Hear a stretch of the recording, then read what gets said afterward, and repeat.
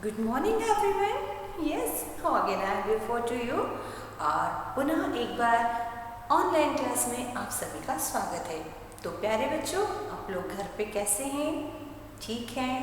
बहुत अच्छा लगा ये जानकर। मिल नहीं सकते लेकिन हम एक दूसरे के प्रति यही उम्मीद करते हैं और यही शुभकामनाएं रखते हैं कि आप और हम इसी तरह अपने अपने स्थानों पर स्वस्थ रहें, सुरक्षित रहें और अपनी पढ़ाई को निरंतर जारी रखें। तो बेटा, आज की हिंदी ऑनलाइन क्लास में हम लोग क्या करने वाले हैं? वैसे तो आपको पता है कि हम लोगों ने अपना जो पिछला वाला पार्ट था वो कहाँ पे समाप्त किया था। हम लोगों ने इसके पहले वाले लेक्चर में पढ़ा था बेटा अनुच्छेद लेखन के बारे में। अनुच्छेद लेखन में याद कीजिए, हम लोगों ने ये जाना था कि अनुच्छेद लेखन क्यों किया जाता है ना। अनुच्छेद लेखन करते समय हमें किन किन बातों का ध्यान रखना चाहिए, और हमने आपको ये भी बताया था कि अनुच्छेद लिखते समय हमें कुछ 4 बातें जिनका इम्पोर्टेंट होती हैं और उनका ध्यान रखना चाहिए। पहला, हमारे अनुच्छेद के जो वाक्य हैं वो बहुत सरल और स्पष्ट होने चाहिए। मतलब आप जो भी उसमें शब्द यूज़ कर रहे हैं लैंग्वेज का, वो एकदम क्लियर होनी चाहिए। उसका जो भाव निकलता है वो स्पष्ट होना चाहिए। फिर हमारे सेंटेंस जो है, वाक्य, वो छोटे छोटे होने चाहिए। फिर हमने ये देखा था कि अब जब अनुच्छेद लिखते हैं तो उसमें विराम चिन्हों का प्रयोग जो है वो बिल्कुल सावधानी से और उचित स्थान पर करना चाहिए। इससे एक और इम्पॉर्टेंट चीज़ हमने ये पढ़ी थी बेटा कि जब हम अनुच्छेद लिखते हैं, है ना, आपके पास पुस्तक है, तो अनुच्छेद लिखते समय हमारे वाक्य जो होते हैं वो एक दूसरे से जुड़े हुए या संबंधित होना चाहिए। मतलब टॉपिक से हटकर नहीं होना चाहिए। तो हमने आपको इसमें 2 अनुच्छेद पढ़कर भी सुनाए थे, जिससे हमें ये पता चलता है कि जो हमने बातें पढ़ी हैं ध्यान देने वाली, वो उसमें उन्होंने कैसे यूज़ की हैं। और आज हम लोग क्या करने वाले हैं, आपको इसमें प्रश्न के रूप में देखिए 4 से 5 अनुच्छेद स्वयं लिखने के लिए दिए गए हैं। आपने उपरोक्त अनुच्छेद पढ़े, अब यहाँ कुछ विषय दिए जा रहे हैं, तो पहले आप उनके विषय में सोचिए और फिर अपने भावों को उस अनुच्छेद के रूप में लिखिए। कठिन लगा क्या? हमने पहले कहा था कि विषय को सुनकर, पढ़कर आपके मन में उससे संबंधित जो भी विचार आते हैं वो आप उस अनुच्छेद में लिख सकते हैं, है ना। तो यहाँ पर जैसे हमें 5 विषय दिए। मेरा परिचय, मतलब अपने बारे में आपको जो भी पता है वो सब आपको बताना है। यदि आप किसी से फर्स्ट टाइम मिलते हैं तो आपका जो इंट्रोडक्शन होता है ना, वो लिखना है। मेरा परिचय मतलब माय इंट्रोडक्शन। आप किसी से अपने आप को कैसे इंट्रोड्यूस करते हैं, उनसे अपनी पहचान कैसे करवाएंगे, सीधी सी बात है। आप अपना पूरा परिचय देंगे। परिचय कैसे शुरू होता है? आपके नाम से। मेरा ये नाम है, मैं इतने साल का हूँ, मेरे मम्मी पापा का नाम ये है ना, मैं यहाँ रहता हूँ, मेरे दादा दादी का नाम ये है, या अगर आप छात्र हैं तो मैं इस स्कूल में पढ़ता हूँ, मैं इस कक्षा में अध्ययन करता हूँ। फिर उसके बाद में आपकी रुचि आती है, मुझे ये पसंद है, ये व्यक्ति मेरे परिचय में है। तो आपका इंट्रोडक्शन मतलब मेरा परिचय, तो वो सारा आप ही के ऊपर तो डिपेंड होगा, आप ही से जुड़ा हुआ होगा, आप ही से संबंधित होगा ना बेटा। मैं यहाँ पर आपको अपना पासपोर्ट साइज का फोटो भी लगाना है, ठीक है। और ये वाला जो कार्य है वो सबसे सरल है। तो ये वाला कार्य अनुच्छेद लेखन का जो है वो हम नहीं करवा रहे, ये आप लोग स्वयं करेंगे और मुझे सेंड करेंगे। इसके द्वारा क्या होगा, हम जो नहीं भी मिल पाए हैं तो आपके परिचय के द्वारा हमारा आपसे परिचय हो जाएगा। मुझे भी तो पता चलेगा ये बच्चा कौन है, इसे क्या पसंद है, इसका नाम, क्लास, इसके रुचियाँ, इसका पिक्चर, है ना। तो ये हमारे पास एक दूसरे से जुड़ने के नंबर तो हैं, फ़ोन कॉल्स में हम लोग एक दूसरे को कर लेते हैं, लेकिन परिचय हमारे पास यदि होता है किसी का, या हमें अच्छे से याद रखने में आसानी होती है, तो पता है हमें अपना परिचय देना भी आना चाहिए, क्योंकि हम खुद के लिए सबसे इम्पोर्टेंट है। यदि आप अपना ही परिचय किसी से नहीं करवा सकते हैं तो सोचने वाली बात है कि क्या आपके अंदर कुछ भी स्पेशल नहीं है। ईश्वर ने आपको जो बनाया है तो कुछ स्पेशलिटी के साथ बनाया है, तो आपको अपना परिचय करवाते समय वो सारी चीज़ें याद रखनी चाहिए। सबसे पहले आपका नाम, वो सबसे यूनिक है पूरी दुनिया में, क्योंकि वो आपका नाम है ना, वो हर किसी का तो नहीं है। मेरे परिचय में सबसे पहले क्या आता है? मेरा नाम। मेरा नाम मेरी पहचान होता है। उसके बाद में आपकी एज, आपका बर्थडे, आपका जो बर्थ ईयर है, फिर उससे आपके आगे पेरेंट्स, है ना। आपकी पहचान जब तक आप खुद कुछ जगह पर पहुंच नहीं जाते, आपकी पहचान आपके पेरेंट्स से होती है। फिर आप कहाँ रहते हैं, ये सारी चीज़ें आप अपने परिचय में लिख सकते हैं। ठीक है। मेरा प्रिय मित्र, अपने बेस्ट फ्रेंड के बारे में लिखना ज़्यादा डिफिकल्ट तो नहीं होगा, लेकिन हर किसी का फ्रेंड एक जैसा तो नहीं होता है। हर किसी के फ्रेंड में कुछ अलग अलग क्वालिटीज़ होती हैं, है ना। तीसरा विषय दिया है मेरा विद्यालय। मेरा विद्यालय तो कितना अच्छा टॉपिक है। आप चूँकि विद्यालय आते हैं, आप अपने विद्यालय के बारे में क्या क्या जानते हैं, आपको उसमें क्या अच्छा लगता है, आपको विद्यालय आना क्यों पसंद है, ये सारी बातें जो हैं वो आप अपने इस अनुच्छेद में लिख सकते हैं, है ना। आपके विद्यालय में कुछ स्पेशल होगा, कुछ ऐसा होगा जो और कहीं नहीं होगा। विद्यालय और घर में कुछ तो डिफरेंस होंगे ना। आपके जैसे मेरा विद्यालय, कोई बच्चा लिखता है ना, मेरे विद्यालय का नाम जो भी है वो लिख देते हैं। मेरे विद्यालय में फिर क्या आता है, उसका स्ट्रक्चर, जो पूरा उसका भवन है। मेरे विद्यालय में 2 सेक्शंस हैं, है ना, 2 भवन बने हुए हैं। एक जो है वो प्राथमिक स्तर पर बना है, एक जो है वो आपका उच्चतर माध्यमिक स्तर पर बना हुआ है। और मेरे विद्यालय में कितने सारे कमरे हैं, कभी काउंट किए हैं आप लोगों ने? अभी आप घर पे फुर्सत में हो ना, आंखें बंद करना, अपने मन को अपने स्कूल पहुंचाना और काउंट करना कि हमारे स्कूल में कितने रूम्स हैं। आपको पता चलेगा, ओ माय गॉड, मेरी स्कूल कितनी बड़ी है, मेरे विद्यालय में इतने सारे कमरे हैं, मेरे विद्यालय में इतने सारे टीचर हैं, है ना। कम से कम आपको जो पढ़ाते हैं उनकी गिनती तो आप कर ही सकते हैं।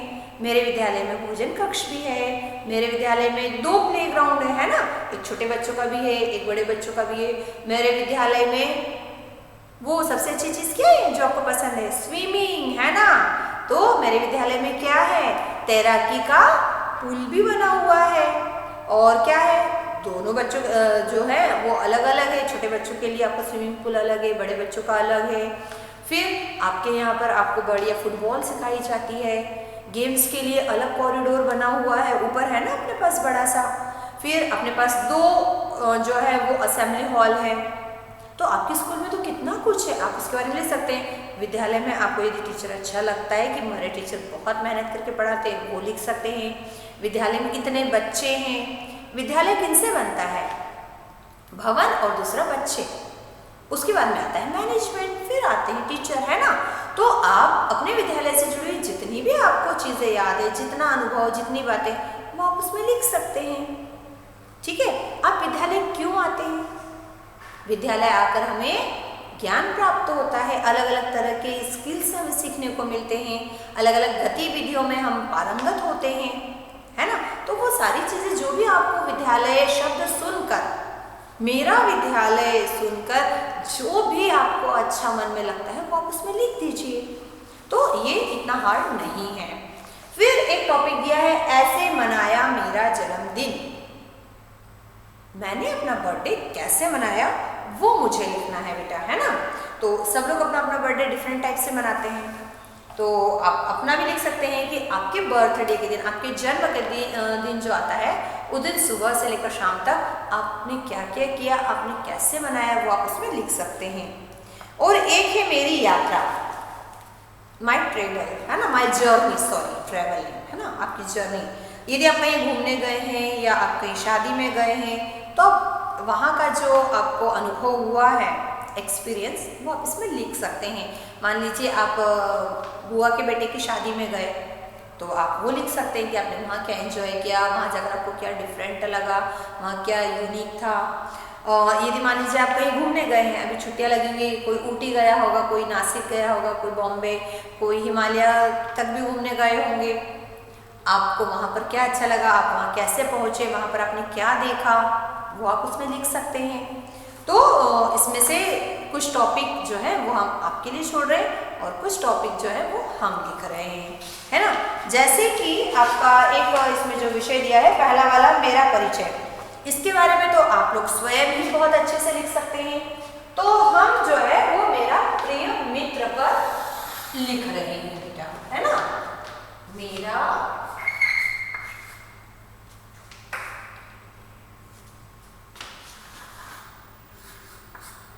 प्रिय मित्र। अब ध्यान रखिए बेटा, यहाँ पर मैं अपने प्रिय मित्र के बारे में लिख रही हूँ, है ना।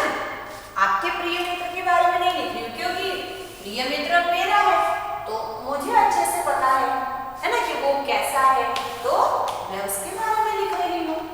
आप लोग अपने प्रिय मित्र के बारे में लिख सकते हैं। और कैसे लिखेंगे, जैसे हम लिख रहे हैं, है ना।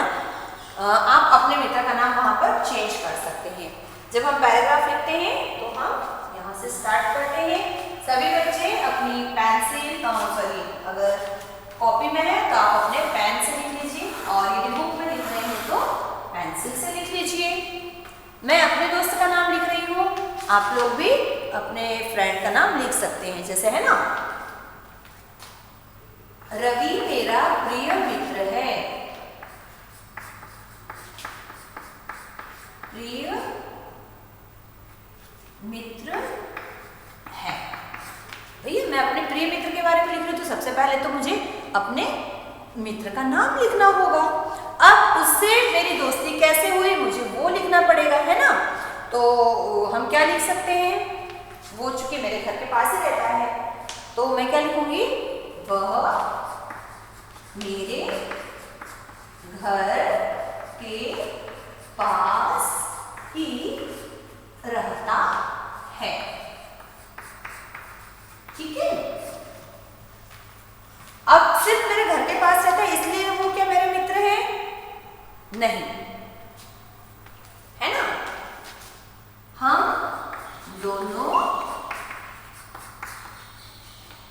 साथ ही विद्यालय भी जाते हैं, ठीक है। ये और एक अच्छी बात है मेरे मित्र और मेरे बीच में। और चूंकि हम लोग बहुत सारा समय साथ में रहते हैं इसीलिए तो बहुत धीरे धीरे मेरा प्रिय बन गया है ना।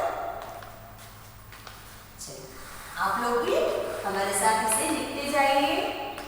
ये लीजिए हम आपको समय दे रहे हैं।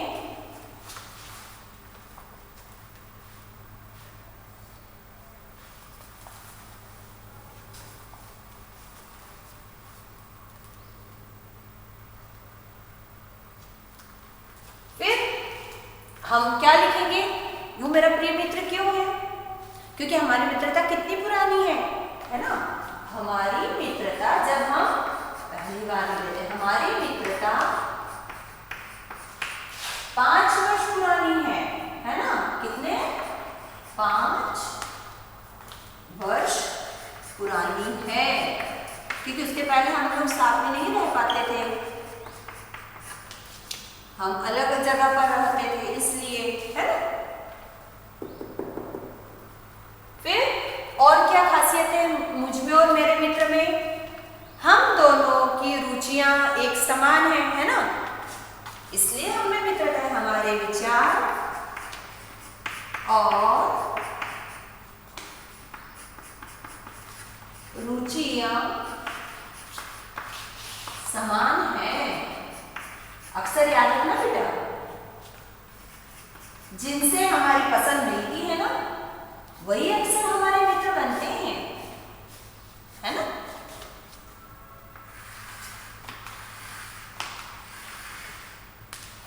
बाकायदा आपके पास वैसे तो रेखा खींची हुई है, शब्दों और अक्षरों के मध्य दूरी बनाए रखें, शुद्ध रूप से और स्वच्छता के साथ में लेखन का कार्य करेंगे बेटा। फिर और ऐसा क्या है जो रवि मेरा प्रिय मित्र है ना। एक शब्द हम भूल गए और आपने बताया कि वो मेरा प्रिय है, लेकिन क्या है, मित्र है ना।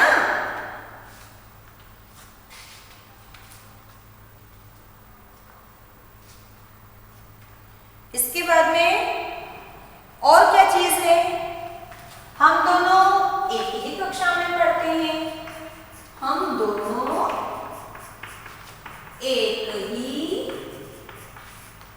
कक्षा में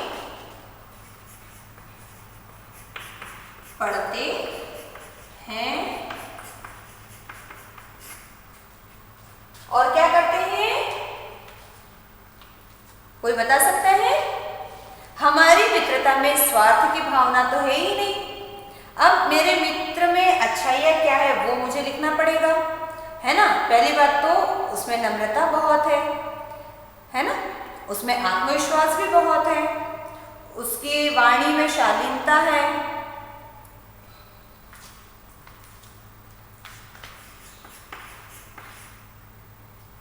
अब मैं अपने मित्र की अच्छाइयाँ लिख रही हूँ बेटा। विनम्र, सत्यवादी, दयालु और सबकी मदद करने वाला, मदद करने वाला है ना। उसकी खासियतें ये हैं, है ना। वो कभी किसी को उदास नहीं होने देता है और वो जब मुझे गुस्सा आता है तो वो क्या करता है, मेरे मन को समझता है ना।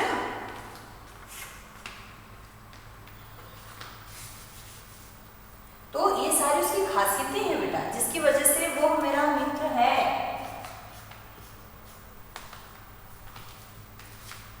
परेशानी आने पर जो हमारा मित्र होता है ना बेटा, वो क्या करता है, हमें हेल्प करता है, वो हमें छोड़कर चला नहीं जाता है। वह निस्वार्थ भाव से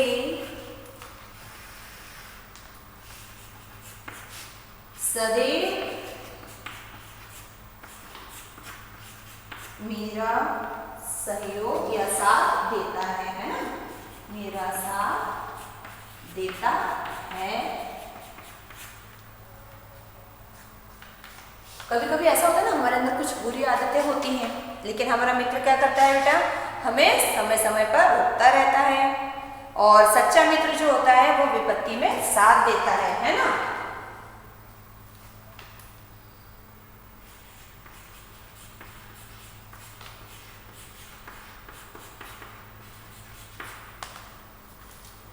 कारण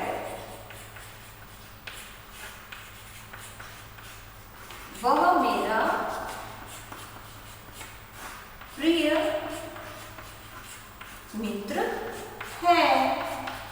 क्लास में बच्चे तो बहुत सारे होते हैं, लेकिन हमारा बेस्टी कौन होता है, जिससे हमारी रुचियां मिलती हैं, जो हमारी तरह ही होता है ना। मुझे उस पर गर्व है, मुझे उस पर गर्व है। ठीक है, पढ़ लीजिए एक बार इसे। रवि मेरा प्रिय मित्र है, वह मेरे घर के पास ही रहता है ना। हम दोनों साथ ही विद्यालय भी जाते हैं। हमारी मित्रता 5 वर्ष पुरानी है। हमारे विचार और रुचियां मतलब पसंद समान है। हम दोनों एक ही कक्षा में पढ़ते हैं। रवि एक विनम्र, सत्यवादी, दयालु और सबकी मदद करने वाला है। वह निस्वार्थ भाव से सदैव मेरा साथ देता है। सच्चे मित्र की यही पहचान होती है बेटा। जैसे कृष्ण और सुदामा की मित्रता आज भी दुनिया में प्रसिद्ध है ना। एक समय था जब दोनों एक ही गुरुकुल में पढ़ते थे। समय बीतने के साथ में कृष्ण जो है वे एक राजा बन गए और जो सुदामा है वो एक गरीब ब्राह्मण ही रह गया, है ना। तो उसको एक बार उसकी पत्नी ने कहा कि आप जाइए और आपका दोस्त तो कितना धनवान है, राजा है, जाइए कुछ मदद ले लीजिए, थोड़ा जीवन अपना सुधर जाएगा।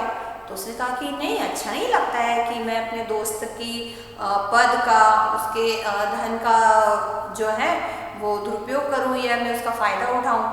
तो उनको ये पसंद नहीं था। हर व्यक्ति के अपने कुछ विचार होते हैं बेटा। तो उन्होंने कहा फिर भी इतनी परेशानी में अपने आप जाइए तो सही, अगर वो आपको मित्र समझता होगा तो वो आपकी मदद करेगा। बहुत सुन के वो आखिरी में गए भी। द्वार तक जाते जाते किसी तरह तकलीफ उठाते हुए वो द्वारका तक पहुँचे भी अपने मित्र से मिलने। लोग उन पर हंसने भी लगे। किसी ने पूछा कि आप किनसे मिलने आए, तो उसने कहा कि मैं अपने मित्र कृष्ण से मिलने आया हूँ। तो लोगों को बड़ा आश्चर्य हुआ कि ऐसे फटे हाल ब्राह्मण का मित्र कृष्ण कैसे हो सकते हैं। फिर भी वो सबकी हंसी सुन के, सबकी बातें सुनते हुए भी आखिर वहाँ तक गए द्वार पर। द्वारपाल से कहा भी कि जाओ जरा कृष्ण तक संदेशा पहुँचा दो कि आपका मित्र सुदामा मिलने आया है।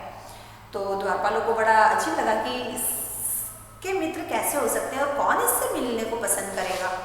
फिर भी कुछ अच्छे लोग थे, उन्होंने संदेश पहुँचाया भी। और कृष्ण ने जैसे ही संदेश सुना वे दौड़े चले आए, बिना पैरों में कुछ पहने हुए, वहाँ से भागते दौड़ते जिस तरह थे उसी हाल में वे आए कि मेरा मित्र सुदामा इतने वर्षों बाद आया है। और उनको बड़े प्रेम से आदर सत्कार के साथ महल में लेकर गए। कृष्ण जैसे देवता जो थे उन्होंने अपने हाथों से सुदामा के पैर धुलवाए, है ना, और उनको अपने यहाँ पे रखा। उनके यहाँ इतने दिन रहने के बाद भी सुदामा उनसे कुछ नहीं कह पाए कि मुझे कुछ धन की ज़रूरत है, कुछ मदद कर दो। कृष्ण अंतर्यामी थे, जान गए। वहाँ से जब 2-3 दिन के बाद में उन्होंने उनको विदा किया तो जैसे आए थे वैसे थोड़े कपड़े वपड़े उनके चेंज करवा के उनको भेज दिया। रास्ते भर सुदामा सोचते रहे कि अरे मैं तो कैसे गया था और क्या सोच कर गया था, लेकिन हुआ ही नहीं। फिर भी उन्होंने कहा कि देखो, उन्होंने एक बार भी नहीं पूछा कि तुम्हारी हालत ऐसी है तो मैं कुछ मदद कर दूँ। उन्होंने जो पत्नी ने चावल दिए थे वो उनको भेंट में दे दिए। शर्म भी आई थी। कृष्ण ने उनको बड़े प्रेम से खा भी लिया, लेकिन सुदामा जान ही नहीं पाए कि ये तो ईश्वर है, ये तो जो मुझसे ले रहे हैं उसका कई कई गुना मुझे देते ही जा रहे हैं। जब सुदामा वापस लौटे तो उन्होंने देखा कि उनका महल बन चुका है। जो झोपड़ी थी ना वहाँ पे, पूरा गांव यहाँ से वहाँ तक बदल चुका है। सारे सुख समृद्धि उनके घर में थी। और तब उन्हें एहसास हुआ कि सच्चा मित्र वही होता है जो आपके बिना बोले आपके मन की बात समझ लेता है। तो बेटा, मित्रता बहुत मुश्किल से मिलती है। कुछ रिश्ते खून के होते हैं, जैसे हमारे रिश्तेदार है ना। कुछ रिश्ते ऐसे होते हैं जो हम अपने मतलब के लिए बनाते हैं। कुछ रिश्ते ऐसे होते हैं जो ईश्वर हमारे लिए बनाकर भेजता है, और उसमें होता है मित्र। मित्रता उसी से होती है जिनसे हमारे विचार मिलते हैं, जिनसे हमारा कुछ प्रेम भाव होता है। वरना दुनिया में लाखों लोग हैं, हर कोई हमारा मित्र नहीं होता है। तो उसी तरह मेरा प्रिय मित्र जो है वो किस वजह से है, उसके गुणों के कारण वह मेरा प्रिय मित्र है, और मुझे उस पर गर्व है कि मैं रवि का फ्रेंड हूँ, है ना। ये गर्व नहीं कि वो मेरा मित्र है, मैं उसका मित्र हूँ, ये प्राउड करने वाली बात होती है। ठीक है, तो आप इसको कंप्लीट कर लीजिए, फिर हम अपना अगला वाला लिख लेते हैं बेटा।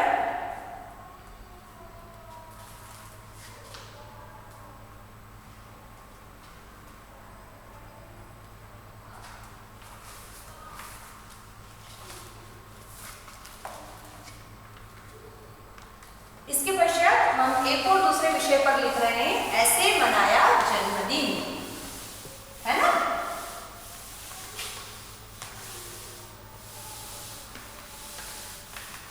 आप चाहें तो इसमें अपने वाक्य कम ज्यादा कर सकते हैं और चाहे तो बदल भी सकते हैं। अब चूंकि मैंने अपना जन्मदिन कैसे मनाया था मैं वो लिख रही हूँ बेटा। ठीक है, विषय मैंने डाला ऐसे मनाया जन्मदिन। ठीक है, ये मैंने इसे रेखांकित कर दिया। अब मैंने अपना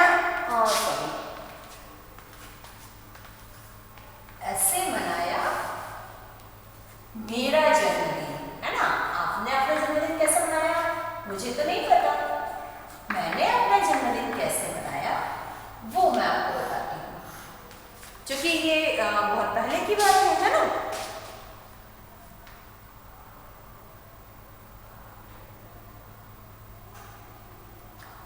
मेरे बर्थडे के दिन मैंने क्या किया है ना।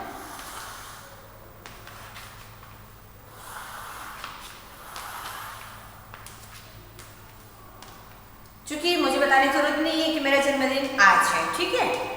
तो आज सुबह हम सब,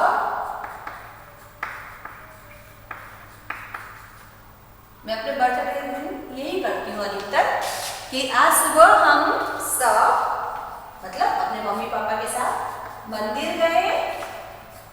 हमेशा सबसे पहले ईश्वर का आशीर्वाद लेना चाहिए, है ना।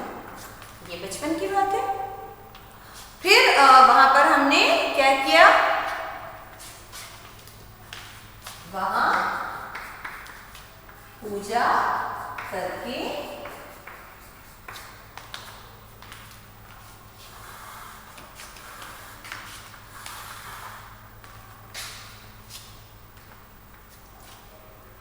आप मंदिर जाते हैं तो वह सबसे अच्छा काम क्या होता है, जब भी हम जाएं तो हमें वहां पर जो भी निर्धन या गरीब लोग बैठे होते हैं उनकी मदद करनी चाहिए, है ना। पूजा करके निर्धनों में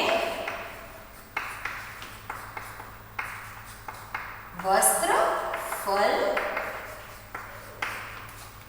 क्या किया, वितरित किया, है ना।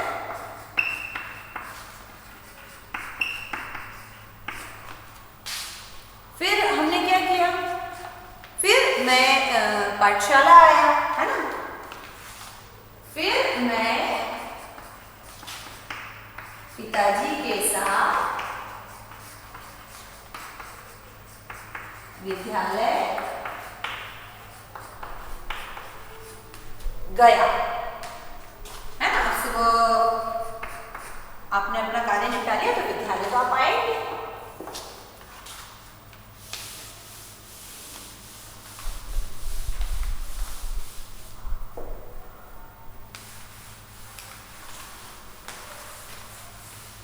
हम वो सारी चीजें नहीं लिख रहे हैं बेटा अपने अनुच्छेद में जो कि नॉर्मली डेली होती हैं, है ना।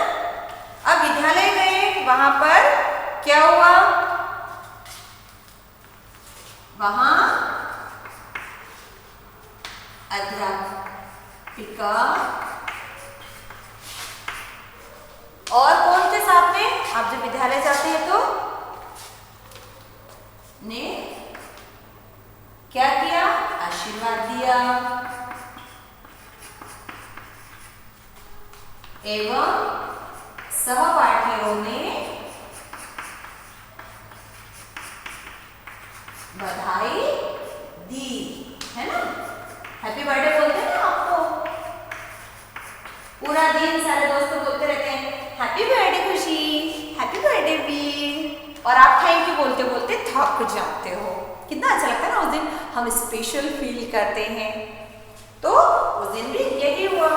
और फिर आपके टीचर क्या बोलती हैं, God bless you, many many happy returns of the day, है ना, आपको विशेष मिलती है ना। फिर क्या हुआ, मैंने अपने मित्रों को चॉकलेट बांटते हो ना, मैंने सभी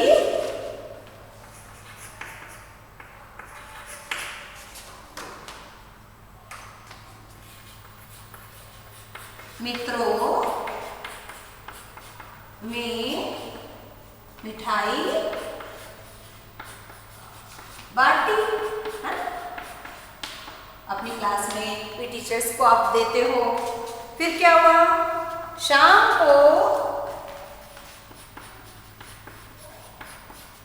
आप देखते हो ना, घर बिल्कुल अच्छा बढ़िया डेकोरेट किया जाता है ना। हमने पूरा घर सजाया।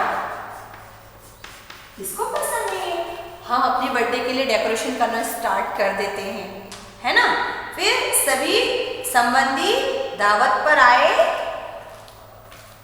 सभी संबंधी मतलब रिलेटिव्स, है ना। सभी संबंधी दावत पर आए और फिर क्या किया आपने? क्यों बेटा? केक काटा या नहीं? है ना? मैंने केक काटा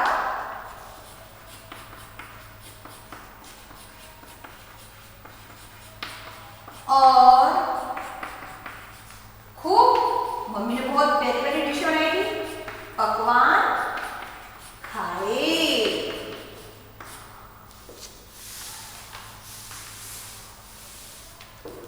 अब बर्थडे के दिन सबसे अच्छी चीज क्या होती है पता है? बच्चों को किस चीज का सबसे ज्यादा इंतजार रहता है? कोई बता सकता है मुझे? हाँ, गिफ्ट्स का। कौन क्या गिफ्ट देने वाला है ना? तो हमें भी वो चीज रहती है। सभी ने मुझे कई उपहार दिए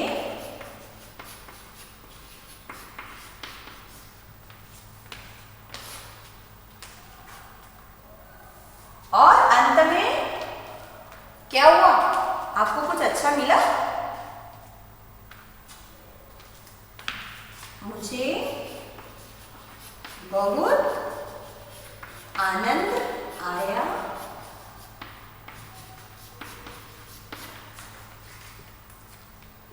यह मेरा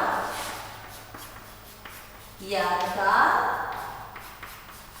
जन्मदिन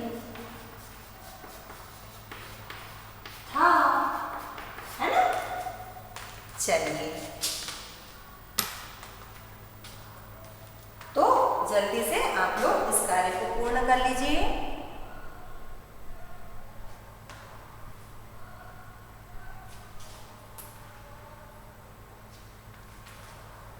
आप अपने हिसाब से भी बेटा इसमें चेंजेस कर सकते हैं। जरूरी नहीं कि आप लोगों का दिन ऐसा ही गया हो। अगर आपके साथ कुछ और अलग हुआ है तो आप वहाँ पर उस चीज़ को भी लिख सकते हैं, है ना? तो आज का ये जो हमारा अनुच्छेद लेखन का कार्य है वो यहीं समाप्त होता है। इसके जो अन्य हैं जैसे मेरा विद्यालय है वो आप स्वयं लिखेंगे और आपको मैं बहुत क्लियरली होमवर्क बता रही हूँ। आपको 5 में से 2 विषय पर अनुच्छेद मैं लिखवा चुकी हूँ। अन्य 3 विषय में से किन्हीं 2 विषय का अनुच्छेद लेखन का कार्य आप स्वयं बैठकर अच्छे से अपने स्वयं से करेंगे और मुझे सेंड करेंगे। ठीक है? मैं बहुत अच्छी तरह से आपके इन उत्तरों का और लेखन का इंतजार करूंगी और आई होप कि आप लोगों के लिए ये कार्य कठिन नहीं होगा। ठीक है बेटा? तो नेक्स्ट टाइम हम लोग अपनी एक नई विधा, एक नए लेखन, एक नए कार्य के साथ में फिर मिलेंगे। तब तक के लिए आप लोग ऐसे ही अपना कार्य जारी रखिए और अपना कार्य समय पर पूर्ण कीजिएगा। ठीक है? Okay, bye bye.